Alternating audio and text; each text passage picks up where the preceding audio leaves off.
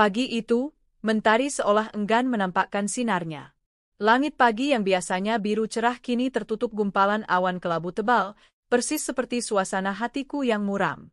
Aku berdiri di depan jendela kaca raksasa yang membentang dari lantai ke langit-langit di kamar utama kami, menatap hamparan kota yang sibuk dari lantai 27 sebuah menara apartemen mewah di jantung ibu kota. Pemandangan gedung-gedung pencakar langit yang saling berlomba menggapai awan biasanya memberiku energi, tetapi hari ini, semua itu tampak seperti barisan nisan kelabu yang bisu. Secangkir teh melati organik dari lereng gunung yang mulai mendingin tergenggam di antara kedua tanganku, namun kehangatannya yang lembut gagal menjalar, gagal menenangkan kegelisahan aneh yang merayap di dalam dada seperti sulur tanaman beracun. Ini gambaran hidupku yang kelabu. Namaku Alia. Sejak awal aku menikah dengan Bayu, aku tahu bahwa hubungan kami tidaklah mudah. Bayu adalah seorang manajer di sebuah perusahaan multinasional, pekerjaannya stabil, gajinya besar, dan statusnya terpandang di mata keluarga. Sedangkan aku, di mata mereka hanyalah seorang pegawai biasa yang setiap hari berangkat kerja dengan seragam sederhana dan gaji yang mereka kira pas-pasan untuk sekadar makan dan ongkos. Aku tidak pernah membantah anggapan itu. Biarlah. Aku lebih memilih hidup tenang tanpa banyak bicara, toh yang paling penting bagiku saat itu adalah menjaga keutuhan rumah tangga. Aku tidak pernah membocorkan siapa diriku yang sebenarnya, bahwa aku bukan sekadar karyawan biasa, melainkan pemilik sekaligus direktur utama dari sebuah perusahaan besar yang bergerak di bidang ekspor tekstil. Perusahaan itu memang sudah diwariskan oleh ayahku sebelum beliau meninggal, dan sejak aku lulus kuliah aku sudah ikut mengelolanya. Namun di hadapan suami dan mertuaku, aku memilih untuk rendah hati dan tidak menampakkan semuanya. Aku sengaja menyamar bekerja di perusahaanku sendiri sebagai karyawan biasa, agar bisa dekat dengan karyawan lain dan tahu permasalahan di lapangan. Itu menjadi kebiasaanku sejak dulu. Sayangnya, pilihan itu membuat hidupku bersama Bayu terasa tidak adil. Sejak awal pernikahan, ibu mertuaku, Bu Sari, tidak pernah benar-benar menerima aku. Bayu, kamu itu manajer. Masa menikah sama pegawai rendahan? Kurang banyak calon yang lebih pantas apa? Begitu katanya dulu pada malam lamaran. Aku masih ingat jelas bagaimana sorot matanya menelanjangiku dari atas sampai bawah, penuh dengan rasa meremehkan. Bayu saat itu menenangkanku, berjanji akan membuktikan pada ibunya bahwa aku pantas mendampinginya. Aku bodoh, aku percaya. Nyatanya, setelah menikah, perlakuan merendahkan dari mertua semakin menjadi. Setiap kali aku datang ke rumah mertua, selalu saja ada sindiran. Alia, bajumu itu saja ya? Mana ada istri manajer pakai baju murah begitu, katanya sambil menyeduh teh di ruang tamu. Aku hanya tersenyum. Yang penting nyaman dipakai, Bu. Nyaman sih nyaman, tapi kan orang lain lihat. Malu loh kalau punya menantu kayak kamu. Aku menelan ludah, berusaha tetap sabar. Awalnya Bayu masih sering membelaku. Ia berkata aku pekerja keras, wanita baik, dan pantas menjadi istrinya. Tetapi seiring berjalannya waktu, perlahan-lahan sikap Bayu mulai berubah. Entah karena pengaruh ibunya, atau karena gengsi dan egonya sebagai seorang manajer, ia mulai ikut-ikutan meremehkanku.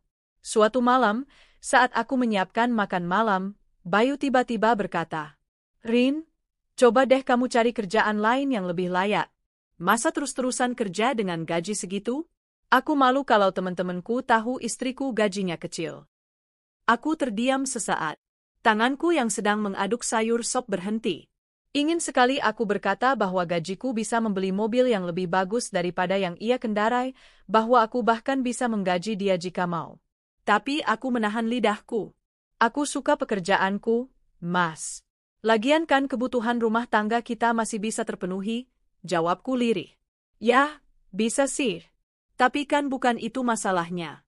Aku ini manajer, Rin. Masa istriku enggak bisa sepadan? Nanti orang-orang bilang aku enggak becus milih pasangan. Aku menelan pil pahit itu dalam-dalam. Hatiku perih, tapi aku tetap diam. Hari-hariku berjalan dalam bayangan merendah.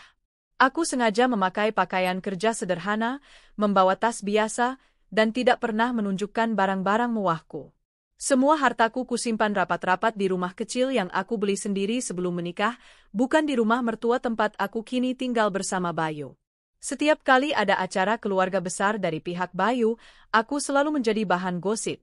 Sepupu-sepupu Bayu membicarakanku di belakang, tapi suaranya cukup jelas ku dengar. Itu loh, istrinya Mas Bayu. Katanya cuma karyawan biasa, gajinya kecil. Pantas kalau kelihatannya norak, bajunya enggak pernah ganti model. Tapi cantik sih, sayang enggak punya kelas. Aku pura-pura tidak mendengar, meski hatiku terluka. Di hadapan dunia luar, rumah tanggaku terlihat baik-baik saja. Bayu sering menggandeng tanganku saat ada acara kantor atau kumpul keluarga. Kami tampak seperti pasangan yang harmonis. Tetapi di balik itu, aku tahu betul bahwa ia sering merasa tidak puas dengan keberadaanku. Kadang, ketika ia pulang kerja, ia membandingkanku dengan istri rekan-rekan kerjanya. Rin, tadi aku lihat istri Pak Joko, wah anggun banget. Pinter juga katanya punya bisnis sendiri. Aku hanya tersenyum. Bagus kalau begitu, Mas. Ya bagus sih. Cuma, ya coba kamu juga begitu. Aku menarik napas panjang. Ingin sekali aku berteriak dan mengatakan, aku juga punya bisnis, Mas. Bisnisku bahkan lebih besar dari kantormu. Tapi aku tahan. Aku masih ingin melihat sampai di mana kesabaran ini akan membawaku. Hari itu, aku pulang kerja lebih awal. Aku membawa beberapa berkas untuk kukerjakan di rumah. Saat masuk ke rumah mertua, kudengar suara Bu Sari dari ruang tamu. Ia sedang berbicara dengan Bayu. Gas, kamu harus pikir panjang. Kamu mener, masa istrimu cuma pegawai kecil? Kamu layak dapat yang lebih baik. Bu, jangan gitu. Alia itu baik. Baik? Baik saja enggak cukup. Kamu butuh pasangan yang bisa mendongkrak nama kamu. Lihat teman-temanmu, semua istrinya berkelas, ada yang anak pejabat, ada yang pengusaha. Kamu, menikah sama orang biasa? Aku berdiri kaku di balik pintu. Hatiku terasa ditusuk ribuan jarum. Bayu tidak langsung membantah. Ia hanya terdiam, seolah mempertimbangkan kata-kata ibunya. Itu yang paling membuatku sakit. Keesokan harinya, saat makan malam, Bu Sari kembali menyindir. Rin, kamu nggak kasihan sama anakku? Dia kerja keras banting tulang, sementara kamu gajinya kecil. Mana bisa bantu apa-apa? Aku tersenyum kecut. Aku berusaha, Bu. Insya Allah cukup untuk kebutuhan. Cukup? Cukup itu buat orang miskin. Anak saya butuh lebih dari cukup. Kamu ngerti nggak? Aku menunduk. Bayu hanya makan tanpa berkata apa-apa. Dalam hati aku berkata, sudah cukup. Jika mereka terus begini, aku tidak akan diam selamanya. Malam itu aku duduk di kamar sendirian. Lampu meja kecil menyala, menerangi lembaran-lembaran dokumen perusahaan yang kubawa. Di luar sana, dunia mengira aku hanyalah karyawan biasa, tapi di atas meja ini ada laporan laba bersih perusahaan yang mencapai miliaran rupiah. Aku menatap cermin, melihat wajahku sendiri yang penuh lelah. Bertahanlah sebentar lagi, Rin, bisikku pada diri sendiri. Akan tiba waktunya mereka tahu siapa sebenarnya dirimu. Aku merencanakan sesuatu. Aku tahu akan ada hari di mana aku pura-pura jatuh, agar mereka benar-benar menunjukkan siapa mereka. Dan saat itu datang, aku akan bangkit dengan cara yang tidak pernah mereka duga. Hari itu aku duduk di ruang kerjaku yang sebenarnya adalah ruangan direktur utama. Di atas meja kayu jati yang besar dan mengkilap, bertumpuk berkas laporan bulanan, proposal kerjasama, dan catatan pertemuan dengan investor asing. Aku tersenyum kecil, lalu menarik napas panjang. Semua orang di kantor ini tahu siapa aku sebenarnya. Hanya satu orang yang tidak pernah tahu, suamiku sendiri, Bayu. Ia masih menganggapku karyawan rendahan yang kerja hanya untuk sekadar bertahan hidup. Pagi itu aku memanggil sekretarisku, Maya. Maya, tolong buatkan surat keterangan seolah-olah aku di PHK. Alasannya pengurangan karyawan. Jangan lupa, cantumkan tanggal efektif mulai bulan depan. Maya menatapku kaget. Bu, maksudnya? Ibu kan pemilik perusahaan ini. Aku tersenyum tipis. Aku tahu. Tapi aku perlu alasan untuk keluar dari rumah mertuaku dengan cara yang mereka kira alami. Aku ingin lihat bagaimana mereka bersikap ketika mengira aku benar-benar tidak punya apa-apa. Maya menelan ludah. Jadi, ini bagian dari rencana ibu. Aku mengangguk mantap. Ya, Maya. Ini hanya awal. Aku ingin semua orang menunjukkan wajah asli mereka. Sore itu aku pulang lebih awal dengan wajah lesu. Aku sengaja merusak riasanku sedikit, membuat mataku tampak sembab seperti habis menangis. Kemejaku yang biasanya rapi, kubiarkan kusut. Saat membuka pintu rumah, aku melihat Bu Sari sedang duduk di ruang tamu, menonton sinetron sambil menyeruput teh hangat. Bayu juga sudah pulang lebih cepat, masih memakai kemeja kerja dengan dasi terlepas. Assalamualaikum, suaraku lirih. Bayu menoleh sekilas. Waalaikumsalam. Kok lemes amat, Rin? Aku meletakkan tas di sofa, lalu duduk dengan wajah muram. Mas, Bu, aku baru saja kena PHK dari kantor. Sejenak ruangan hening. Bayu menatapku dengan ekspresi campuran antara kaget dan kesal. Sedangkan Bu Sari langsung mengangkat alis, suaranya meninggi. Apa? Di PHK? Hahaha. Aku sudah bilang kan, Gas, kerja di perusahaan kecil itu enggak ada jaminannya. Nih buktinya, baru beberapa tahun aja udah dibuang. Aku menunduk, berpura-pura terisak. Katanya perusahaan melakukan efisiensi, Bu. Banyak karyawan kena imbasnya. Bayu menghela napas panjang, lalu berdiri. Rin, kamu ini gimana sih? Aku udah bilang cari kerja yang bener. Malu loh aku kalau sampai orang kantor tahu istriku nganggur. Aku menatapnya dengan mata berkaca-kaca. Aku sudah berusaha, Mas. Berusaha? Hasilnya nol. Aku kerja banting tulang siang malam, sementara kamu malah jadi beban.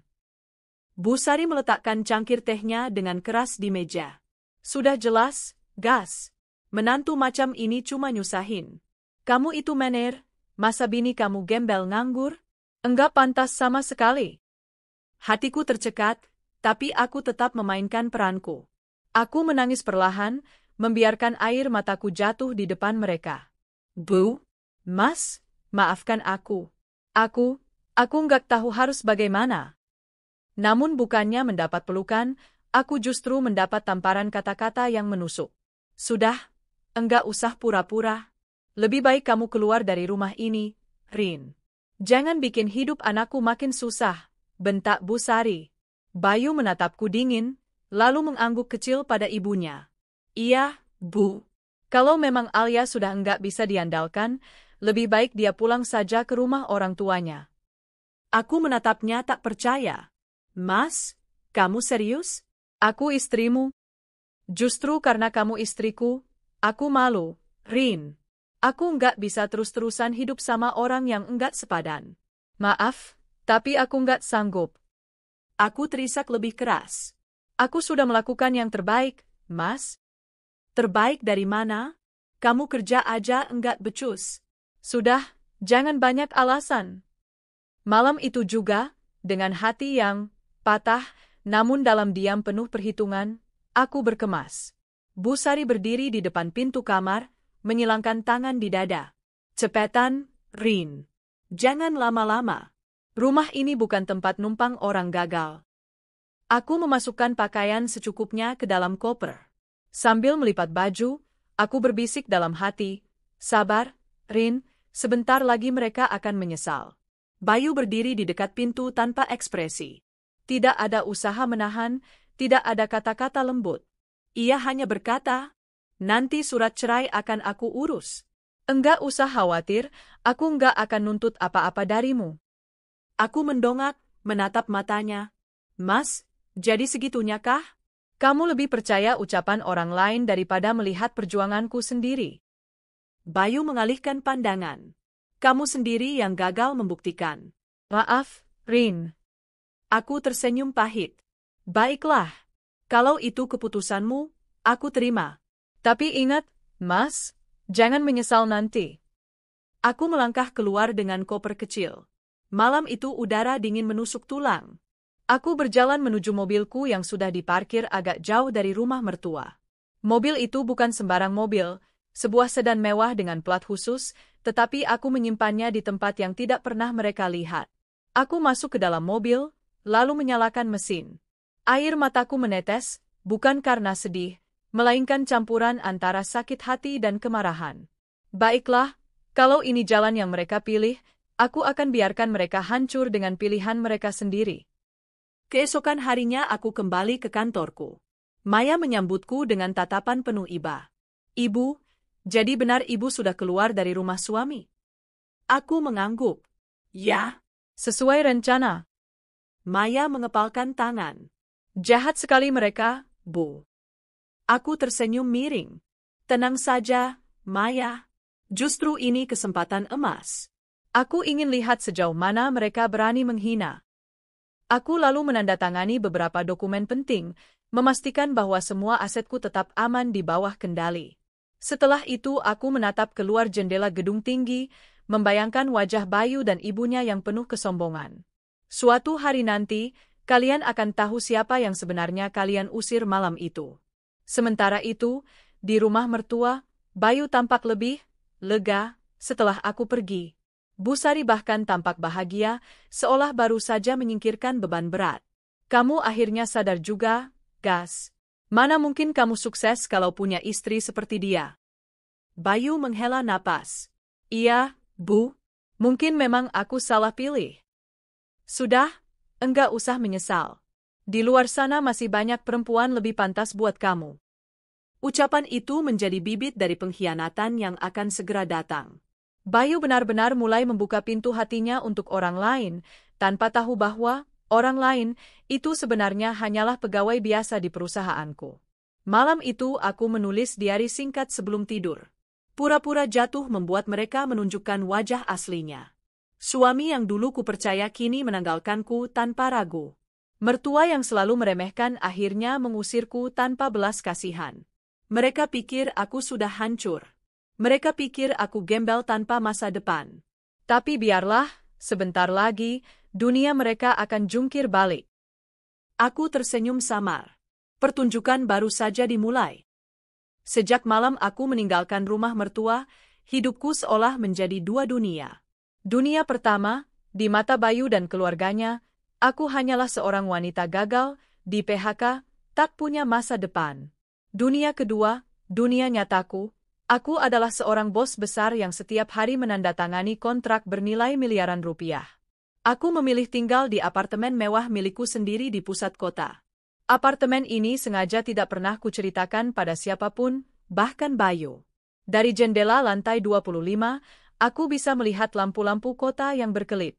Di sanalah aku sering berdiri, meneguk secangkir kopi, sambil tersenyum miring.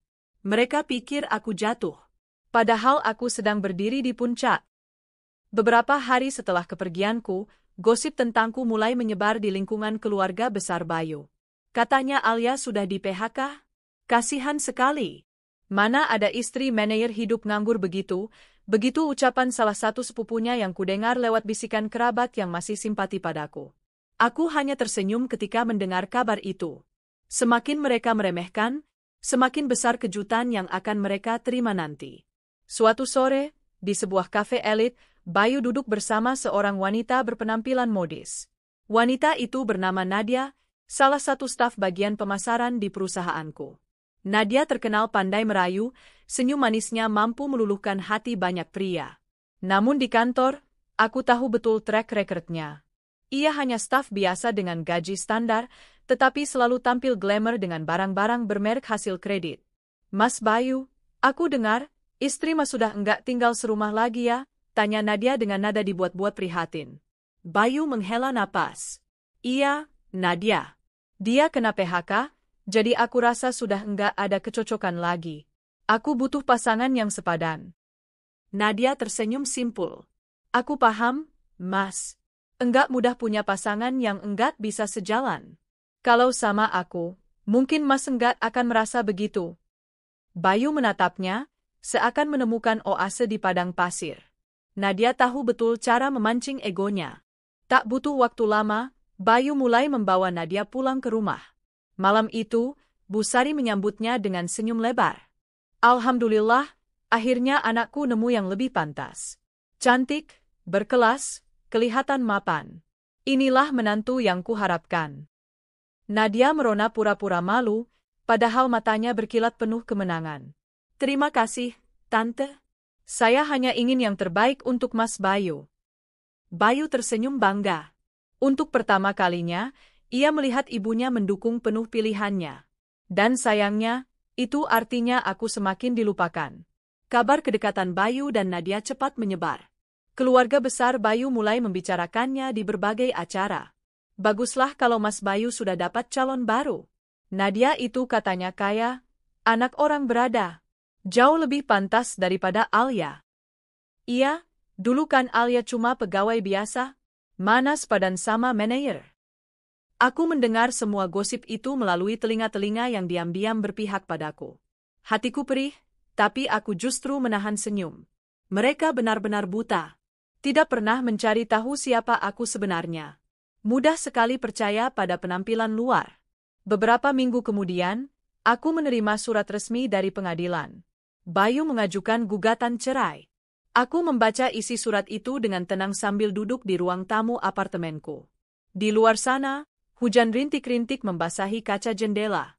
Maya datang membawa secangkir teh hangat. Ibu, jadi benar Pak Bayu menggugat cerai. Aku mengangguk. Ya, dia memilih jalannya sendiri. Biarkan saja. Aku tidak akan menghalangi. Maya menatapku, sedikit emosi. Tapi Bu, mereka memperlakukan ibu sangat tidak adil. Aku tersenyum samar. Tenang saja. Semua orang akan mendapat balasannya. Dan aku tidak perlu marah-marah untuk itu. Aku hanya perlu menunggu waktu yang tepat. Setelah proses perceraian dipercepat, Bayu semakin terbuka bersama Nadia. Ia membawanya ke acara kantor, ke arisan keluarga, bahkan ke rumah besar orang tuanya. Bu Sari memperlakukan Nadia layaknya ratu. Nadia, kamu nggak usah sungkan. Anggap rumah ini rumah sendiri. Nanti kalau kamu sudah resmi menikah dengan Bayu, kamu jadi nyonya besar di sini.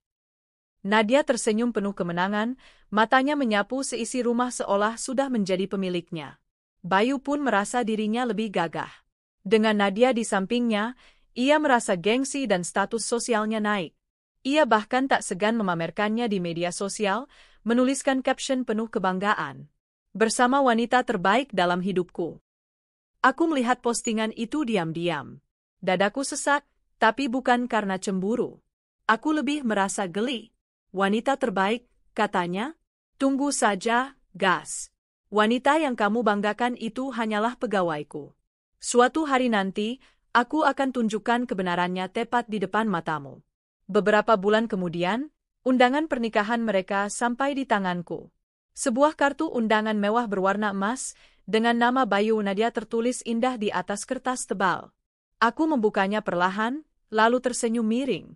Mereka sengaja kirim ke aku, Maya, supaya aku makin sakit hati. Maya menatapku kesal. Kurang ajar. Mereka pikir ibu sudah jadi gembel, ya? Aku tertawa kecil. Justru ini kesempatan terbaik. Aku akan datang ke pernikahan itu. Dan aku akan pastikan semua orang tahu siapa sebenarnya Alia yang mereka usir dulu. Maya terdiam sejenak, lalu mengangguk mantap. Saya akan siapkan semua yang ibu perlukan. Hari-hari berikutnya aku sibuk mempersiapkan penampilan. Aku mendatangi butik internasional langgananku, memilih gaun terbaik yang memancarkan wibawa. Aku juga memesan mobil baru, sebuah sedan hitam mengkilap dengan plat khusus. Selain itu, aku menghubungi tim pengawalku. Besok, kalian antar aku ke pesta pernikahan. Jangan ada yang salah langkah. Aku ingin semua orang terkesima. Para pengawal mengangguk penuh hormat. Di balik semua persiapan itu, aku juga menyiapkan kejutan lain, dokumen kepegawaian Nadia. Kontrak kerja, slip gaji, hingga catatan performa. Semua lengkap. Aku akan menunjukkan pada semua orang bahwa wanita kaya yang mereka banggakan hanyalah staf biasa di bawah kendaliku. Sementara itu, Bayu sibuk dengan persiapan pernikahan. Ia bahkan menjual mobil lamanya untuk menambah biaya pesta yang mewah. Nadia terus mendesaknya untuk mengadakan pesta besar-besaran. Mas, Kita harus bikin pesta yang spektakuler. Biar semua orang tahu kita pasangan hebat. Bayu menurut. Ia rela menguras tabungan demi memuaskan egonya sendiri, dan tentu saja, demi Nadia yang ia kira berkelas. Bu Sari semakin bangga. Anakku akhirnya menikah dengan wanita kaya.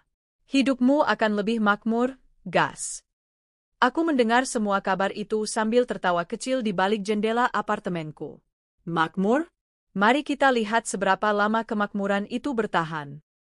Malam sebelum hari pernikahan, aku duduk sendirian di balkon apartemen. Angin malam berhembus lembut, membawa aroma tanah basah setelah hujan. Aku menatap langit yang penuh bintang, lalu berbisik pada diriku sendiri. Besok, pertunjukan sebenarnya dimulai. Besok, semua orang akan melihat siapa Alia yang sebenarnya. Besok, aku akan datang bukan sebagai wanita yang diusir, tapi sebagai ratu yang kembali merebut panggung. Aku tersenyum penuh tekad. Dan besok, Bayu, ibumu, dan Nadia akan menyesal pernah meremehkanku. Sejak awal aku memang memilih menyembunyikan identitas asliku. Aku lahir dari keluarga sederhana, tapi kerja keras, kecerdasan, dan keberanian membuatku mendirikan sebuah perusahaan yang kini berkembang pesat. Aku membangun bisnis dari nol, pernah gagal, pernah jatuh, tapi aku bangkit berkali-kali sampai akhirnya perusahaan itu tumbuh besar dengan ratusan karyawan. Aku memilih untuk tidak memamerkan siapa aku sebenarnya kepada suami maupun mertua.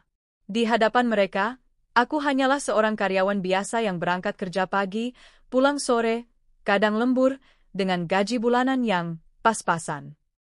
Aku sengaja berperan begitu karena aku ingin tahu, apakah suami menadiaiku karena aku, atau hanya karena status dan harta. Ternyata jawabannya pahit, suamiku dan keluarganya hanya melihat dari kacamata materi. Mereka selalu membanggakan jabatan suamiku sebagai manajer di perusahaan tempatnya bekerja. Sementara aku, di mata mereka hanyalah karyawan biasa. Mereka tidak pernah tahu kalau gaji suamiku yang mereka banggakan sebenarnya tak seberapa dibandingkan penghasilan perusahaanku per bulan. Pagi itu, suasana hatiku berbeda. Aku merasa ringan, percaya diri, sekaligus penuh energi. Aku mengenakan gaun dengan bantuan penata rias profesional. Make up sempurna, rambut disanggul elegan, wangi parfum mahal menyelimuti tubuhku. Di bawah, mobil mewah sudah menunggu. Hitam mengilap, dengan pengawal berdiri di samping pintu. Aku menarik napas panjang sebelum melangkah keluar. Hari yang kutunggu akhirnya tiba. Hari di mana topeng akan terlepas. Hari ini, semua orang akan tahu siapa aku sebenarnya. Aku melangkah masuk ke dalam mobil, dan pintu ditutup dengan rapat. Ke gedung pernikahan, kataku singkat. Mobil bergerak pelan, meninggalkan apartemenku. Aku menatap keluar jendela, melihat keramaian kota yang seakan menyambutku. Hati kecilku berbisik. Sekarang giliran mereka merasakan apa yang pernah mereka lakukan padaku. Gedung megah itu berdiri angkuh di tengah kota. Lampu kristal raksasa berkilauan dari dalam, karpet merah digelar panjang dari pintu masuk hingga ke pelaminan. Para tamu berdatangan dengan busana glamor, membawa hadiah, dan wajah penuh senyum. Hari itu adalah hari besar bagi mantan suamiku dan Nadia. Hari di mana mereka bersatu dalam ikatan pernikahan yang dipamerkan ke seluruh keluarga besar dan kolega. Mertua, dengan wajah bangga, berdiri di pintu menyambut tamu. Silakan masuk, terima kasih sudah hadir di hari bahagia keluarga kami, ucapnya berkali-kali. Tak ada sedikit pun yang menyangka bahwa hari bahagia itu akan berubah menjadi hari yang paling memalukan dalam hidup mereka. Suasana di dalam gedung penuh tawa dan pujian. Beberapa tamu berbisik-bisik memuji gaun pengantin Nadia yang gemerlap. Yang lain memuji keberhasilan suamiku karena berhasil mendapatkan istri baru yang dianggap kaya raya. Akhirnya si BAU dapat juga pasangan yang sepadan, ucap seorang tamu. Betul. Cantik, modis, dan katanya keluarga kaya, jawab yang lain sambil mengangguk. Mertua mendengar semua itu dan semakin tegak kepalanya. Ia bahkan sempat berkata, kami memang tidak salah memilih menantu. Anak saya beruntung, Tuhan sudah memberi yang terbaik. Aku yang baru tiba di halaman gedung mendengar kalimat itu dari salah seorang tamu yang keluar sebentar untuk menerima telepon. Aku tersenyum tipis. Benarkah kalian sudah mendapat yang terbaik? Mari kita buktikan, bisikku. Mobil mewahku berhenti tepat di depan pintu masuk. Warnanya hitam elegan, berkilau di bawah lampu. Dua pengawal berbadan tegap turun lebih dulu, membuka pintu untukku. Semua mata tamu yang kebetulan berada di luar langsung terarah ke mobil itu. Mereka saling berbisik penasaran. Aku melangkah keluar perlahan. Gaun merah marun membalut tubuhku dengan sempurna, sepatu hak tinggi berkilau setiap kali menyentuh karpet. Rambutku disanggul rapi, anting berlian kecil memantulkan cahaya lampu, dan senyum tipis menghiasi wajahku. Aku tahu, dalam sekejap, semua mata terpaku padaku. Bisikan mulai terdengar. Siapa itu? Cantik sekali, dan mobilnya luar biasa mewah. Sepertinya orang penting. Aku berjalan pelan, pengawal mengiringi langkahku hingga ke pintu masuk. Begitu aku melewati mertua yang sedang sibuk menyambut tamu, pandangannya jatuh kepadaku. Seketika wajahnya pucat. Kau, suaranya tercekat. Aku tersenyum lembut. Apa kabar, Bu? Tanpa menunggu jawaban, aku melangkah masuk ke gedung. Begitu aku masuk, suasana yang tadinya riuh mendadak sunyi. Semua mata tertuju padaku. Aku bisa merasakan pandangan tajam penuh tanya, bisik-bisik yang menyebar cepat seperti api. Bukankah itu mantan istrinya Bayu? Ya ampun, aku kira dia sudah jatuh miskin setelah diceraikan. Lihat penampilannya. Jauh lebih berkelas daripada pengantinnya sendiri. Aku terus berjalan ke arah pelaminan. Setiap langkahku bergema di telinga mereka, menambah ketegangan. Di pelaminan Bayu, mantan suamiku, sedang berdiri dengan setelan jas hitam. Wajahnya yang semula penuh senyum mendadak membeku saat melihatku. Tidak mungkin, gumamnya pelan, matanya melebar tak percaya. Aku berhenti beberapa langkah di depannya, menatap lurus ke matanya. Selamat menikah, Arman. Nada suaraku datar, tapi penuh wibawa. Dia terlihat gugup. Tangannya yang memegang mikrofon bergetar. Kau, kenapa ada di sini? Aku mengangkat undangan yang dulu mereka kirim padaku. Bukankah kalian sendiri yang mengundangku? Tawa kecil dari beberapa tamu terdengar, menambah rasa malu yang dirasakannya. Nadia yang berdiri di samping Bayu dengan gaun putihnya, tampak kaget bukan main. Wajahnya pucat pasi, senyumnya hilang. Ana, suaranya tercekat. Aku menatapnya dengan senyum penuh arti. Nadia, bukankah besok kau masih harus mengumpulkan laporan bulanan di kantorku? Atau kau lupa, siapa sebenarnya atasanmu? Serentak, bisikan tamu berubah menjadi heboh. Apa? Jadi dia bosnya Nadia? Ya Tuhan, berarti selama ini Nadia bukan wanita kaya? Dia hanya pegawai biasa? Nadia gemetar, menunduk, tak sanggup menatapku. Saat kebenaran itu mulai jelas, mertua yang sejak tadi mematung akhirnya kehilangan keseimbangan. Ia jatuh pingsan di dekat pintu masuk, membuat beberapa tamu berteriak panik. Orang-orang berlarian menghampirinya, mencoba menyadarkan. Tapi aku tahu, bukan penyakit yang membuatnya jatuh, melainkan rasa malu yang terlalu besar. Aku melangkah naik ke panggung pelaminan. Semua mata mengikuti setiap gerakanku. Aku tahu kalian selama ini meremehkanku, kataku lantang, suaraku bergema di seluruh gedung. Kalian pikir aku hanya karyawan biasa dengan gaji pas-pasan. Kalian kira aku tidak sepadan dengan Bayu. Tapi lihatlah, siapa yang sebenarnya kalian hina. Aku menatap ke arah Bayu dan Nadia. Dan kau, Bayu, kau memilih meninggalkanku demi wanita yang kau kira kaya. Sayangnya, kau salah besar. Dia hanyalah pegawai kecil di perusahaanku. Bisikan tamu berubah menjadi gumaman keras. Beberapa menutup mulut, yang lain menggeleng-geleng tidak percaya. Bayu terdiam, wajahnya merah padam. Nadia menangis tertunduk, tubuhnya gemetar.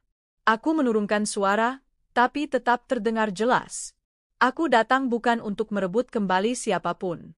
Aku sudah selesai dengan kalian.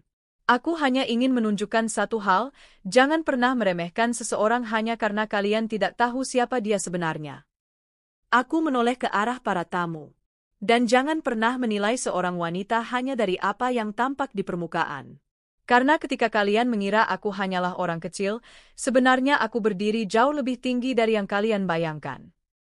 Aku membalikkan badan, siap meninggalkan panggung. Tapi sebelum turun, aku menoleh sekali lagi ke arah Nadia. Oh ya, Nadia. Mulai besok, kau tidak perlu repot-repot datang ke kantor. Kau resmi kupecat. Pertimbangkan ini sebagai hadiah pernikahanmu.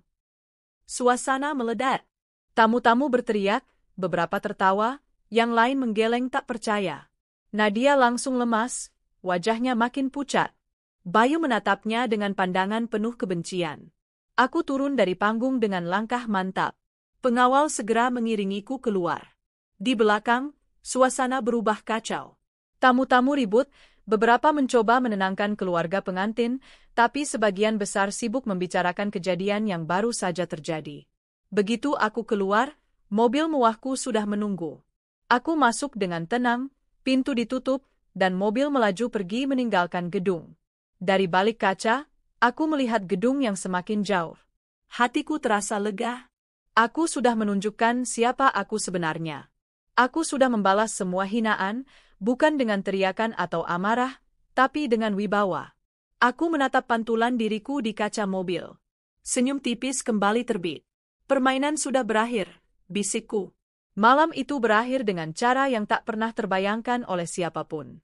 Pesta pernikahan yang seharusnya menjadi malam paling bahagia bagi Bayu dan Nadia justru berubah menjadi panggung aib besar. Kabar tentang pengungkapan siapa aku sebenarnya menyebar cepat, bahkan sebelum pesta usai. Para tamu berbondong-bondong keluar dengan bisik-bisik, sebagian bahkan sudah merekam kejadian itu dan membagikannya ke media sosial. Dalam hitungan jam, berita tentang pesta pernikahan yang berubah jadi malapetaka itu viral. Judul-judul seperti CEO cantik bongkar status pengantin wanita di hari pernikahan, dan mantan suami tinggalkan istri kaya, malah nikahi pegawai rendahan, memenuhi lini masa. Nama Bayu dan Nadia langsung jadi bahan olok-olok. Aku pulang ke rumahku malam itu dengan hati yang lega. Bukan karena aku puas mempermalukan mereka, tapi karena akhirnya aku bisa melepaskan semua luka yang mereka tinggalkan dengan cara yang elegan. Beberapa hari setelah pesta itu, aku duduk di balkon rumahku yang luas, menatap matahari terbit sambil menyeruput secangkir kopi. Udara pagi terasa lebih segar, seolah-olah hidup memberiku lembaran baru.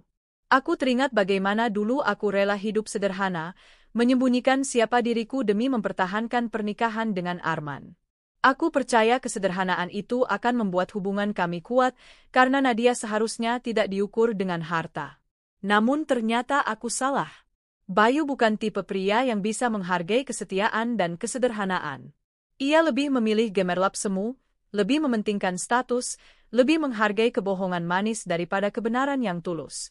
Aku sempat hancur, sempat merasa direndahkan, bahkan diperlakukan seperti sampah oleh mertua. Tapi justru dari sana aku belajar.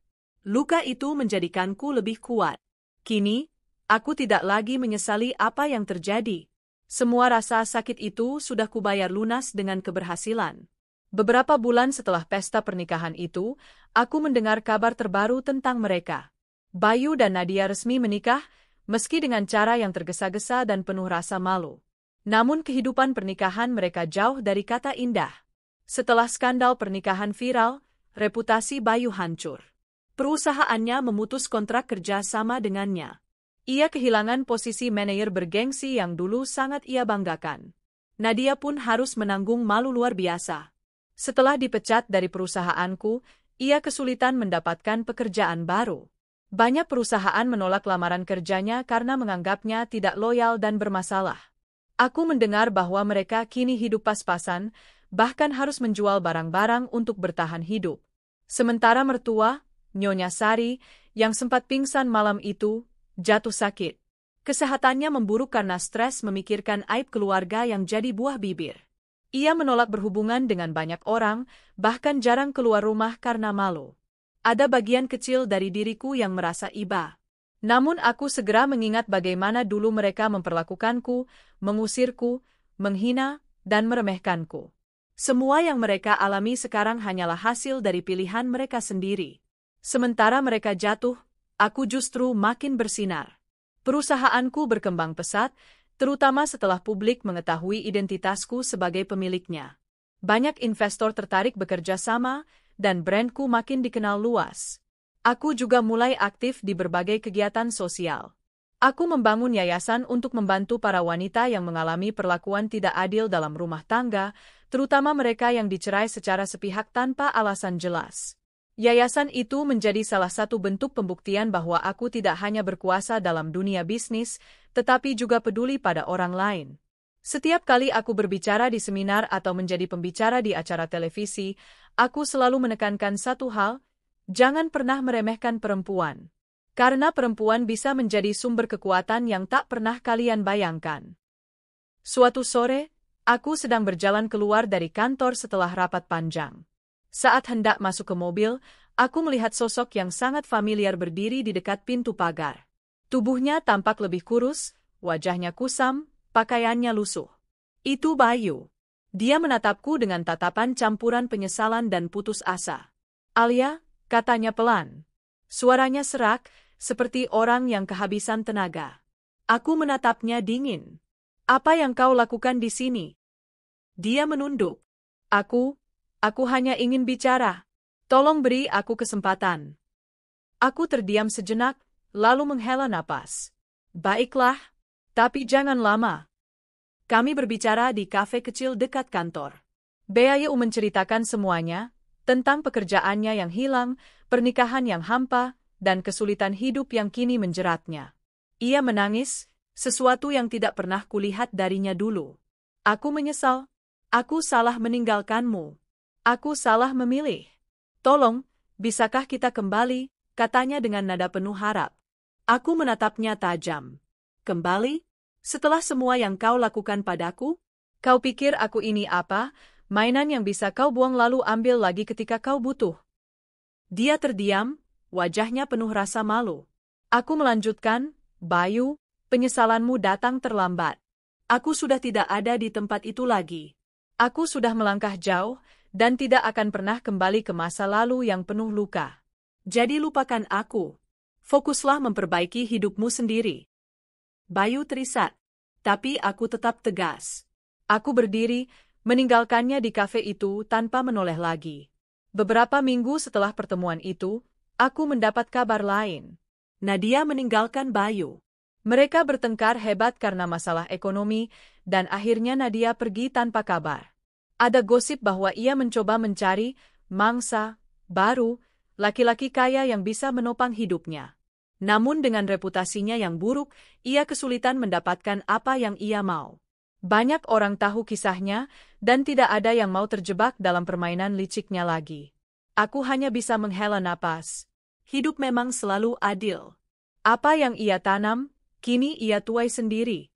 Meski aku sudah berhasil bangkit secara finansial dan sosial, ada satu hal yang masih kosong. Hati.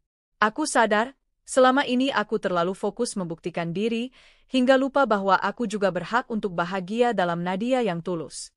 Hingga suatu hari, aku bertemu dengan seseorang. Namanya Adrian, seorang pengusaha muda yang sukses di bidang teknologi. Kami pertama kali bertemu dalam sebuah konferensi bisnis internasional.